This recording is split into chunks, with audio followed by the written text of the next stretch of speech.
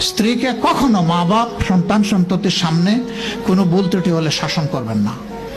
একা নিয়ে বুকে জড়িয়ে ধরে তার সমস্ত নেক কাজের স্বীকৃতি দিয়ে তারপরে বলবা যে এরকম একটা বিষয় আমি দুঃখ পাই নাই, তবে আমি চাই যে এটা তুমি কারেকশন করে নাও এবং আমি আল্লাহর দরবারে তোমার জন্য দোয়া করব।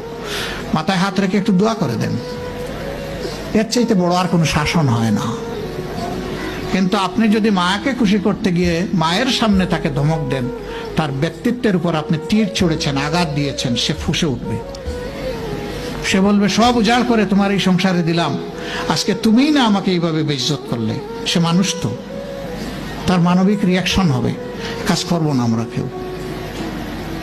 আমাদের জীবনের অংশ, আমাদের হাড়ের অংশ, আমাদের কলিজার অংশকে আমরা সেইভাবে সম্মান দিব ইনশাআল্লাহ।